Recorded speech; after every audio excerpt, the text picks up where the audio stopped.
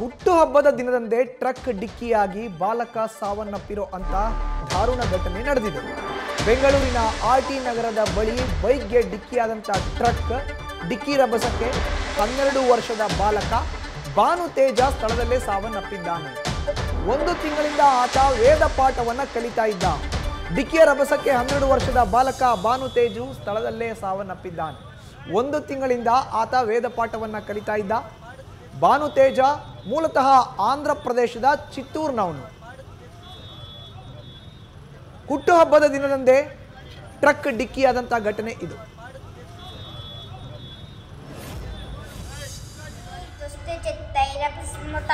ಅನಿಶ್ಚಯಾಪಿ ಸಂಸೃಷ್ಟೋ ದಹತ್ಯ ವಹಿ ಪಾವಕಃ ಸಗಂಗಾ ಸಗಯೇ ಸೇತುಃ ಸಕಾಸಿ ಸತಪುಷ್ಕರಂ ಜಿಹ್ವಾಗ್ರೇ ವಾರ್ತತೆ ಯಸ್ಯ ಹರಿರಿತ್ಯಕ್ಷರದ್ವಯಂ ವಾರಾಣಸ್ಯಾಂ ಕುರುಕ್ಷೇತ್ರೇ ನೈಮಿಷಾರಣ್ಯೇವ ಚ ಯತ್ಕೃತಂ ತೇನ ಏನೋಕ್ತಂ ಹರಿರಿತ್ಯಕ್ಷರದ್ವಯಂ ಪೃಥಿವ್ಯಾಂ ಯಾನಿ ತೀರ್ಥಾನಿ ಪುಣ್ಯಾನ್ಯತನಾನಿ ಚ ತಾನಿ ಸರ್ವಣ್ಯಾನ ಶೇಷಾನಿ ಹರಿರಿತ್ಯಕ್ಷರದ್ವಯಂ ಗವಂ ಕೋಟಿ ಗುಹಾಸನ. ಚಿತ್ತೂರು ಹತ್ರ ಇದ್ದಿದ್ದು.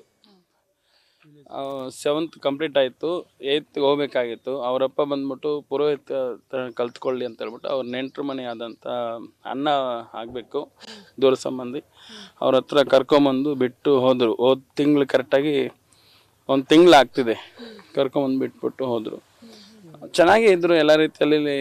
ಆರ್ಟಿ ನಗರ ಸತ್ಯ ಆಂಜನೇಯ ಸ್ವಾಮಿ ದೇವಸ್ಥಾನದಲ್ಲಿ ಅಲ್ಲಿ ಬಿಟ್ಟು ಹೋದ್ಮೇಲೆ ನಿನ್ನೆ ಅವ್ರ ಬರ್ತ್ಡೇ ಇತ್ತು ಹುಡುಗಂದು. ಯಾರ ಹತ್ರ ಬಿಟ್ಟಿದ್ದಾರೆ, ಅವ್ರ ಅಕ್ಕವರು ಇಲ್ಲಿ ಹೊರಮಾವ್ ಹತ್ರ ಇರೋದು ಮನೆ. ಆವಾಗಾಗ ಬಂದು ಇವರು ಅವ್ರ ಮನೆ ಹತ್ರ ಇದ್ಕೊಂಡು ಚೆನ್ನಾಗಿದೆ ಆಟ ಆಡ್ಕೊಂಡು ಅವ್ರ ಮಗ ಜೊತೆ ಊಟ ಮಾಡಿಕೊಂಡು ಎಲ್ಲ ಹೋಗ್ತೀವಿ.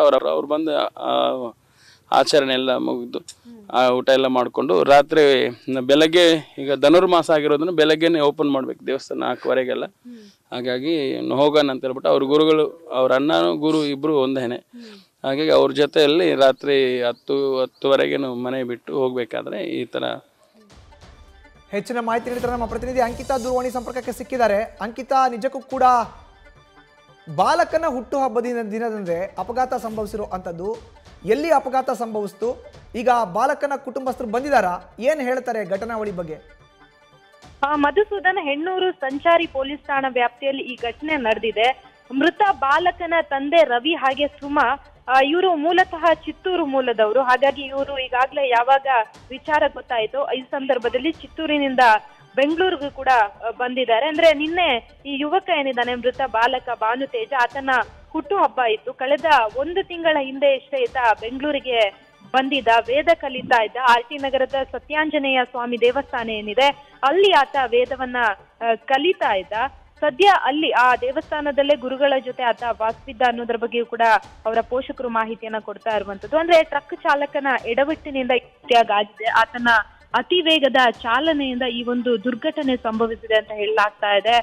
ತನ್ನ ಹುಟ್ಟುಹಬ್ಬದ ನಿಮಿತ್ತ ಹೊರಮಾವನ ಅಕ್ಕನ ಮನೆಗೆ ಹೋಗ್ತಾ ಇದ್ದಂತಹ ಸಂದರ್ಭದಲ್ಲಿ ಏಕಾಏಕಿ ಟ್ರಕ್ಗೆ ಬೈಕ್ ಡಿಕ್ಕಿಯಾಗಿ ಈ ಒಂದು ಅಪಘಾತ ಸಂಭವಿಸಿದೆ. ಜೊತೆಗೆ ಈಗಾಗ್ಲೇ ಅಂದ್ರೆ ಏನ್ ಬೈಕ್ ನಲ್ಲಿ ಅವರ ಮಾವನ ಜೊತೆ ಹೋಗ್ತಾ ಇದ್ದ, ಮಾವನಿಗೂ ಕೂಡ ಗಂಭೀರ ಗಾಯ ಆಗಿದ್ದು ಅಂಬೇಡ್ಕರ್ ಆಸ್ಪತ್ರೆಯಲ್ಲಿ ಅವ್ರಿಗೂ ಕೂಡ ಟ್ರೀಟ್ಮೆಂಟ್ ಅನ್ನ ನೀಡಲಾಗ್ತಾ ಇದೆ.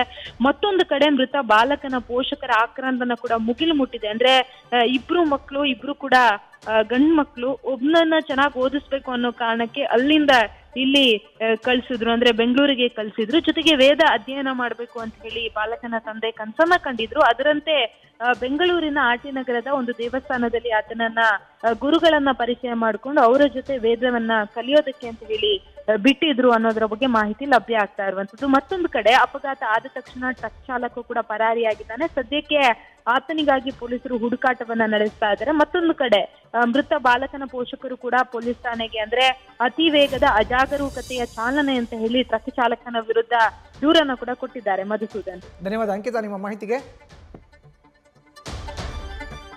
ಇದು ಬೆಂಗಳೂರಿನ ಆರ್ಟಿ ನಗರದಲ್ಲಿ ವಾಸವಾಗಿದ್ದಂಥ 12 ವರ್ಷದ ಬಾಲಕ. ಕಳೆದ ತಿಂಗಳಷ್ಟೇ ಆತ ಬೆಂಗಳೂರಿಗೆ ಆಗಮಿಸಿದ್ದ. ಮೂಲತಃ ಆಂಧ್ರ ಪ್ರದೇಶದ ಚಿತ್ತೂರಿನವನು. ಭಾನು ತೇಜ ಅಂತ 12 ವರ್ಷದ ಬಾಲಕ ನಿನ್ನೆ ಆತನ ಹುಟ್ಟುಹಬ್ಬದ ನಿಮಿತ್ತ ತನ್ನ ಸಂಬಂಧಿ ಮನೆಗೆ ಹೋಗ್ತಾ ಇದ್ದ ಬೈಕ್ನಲ್ಲಿ ತನ್ನ ಮಾವನ ಜೊತೆ. ಆದರೆ ಅಚಾನಕ್ಕಾಗಿ ಟ್ರಕ್ ಡಿಕ್ಕಿಯಾಗಿ ಆತ ಸ್ಥಳದಲ್ಲೇ ಸಾವನ್ನಪ್ಪಿದ್ದಾನೆ. ನ್ಯೂಸ್ ಫಸ್ಟ್, ನಿರ್ಭೀತಿಯಿಂದ ನಿಮ್ಮ ಪರವಾಗಿ.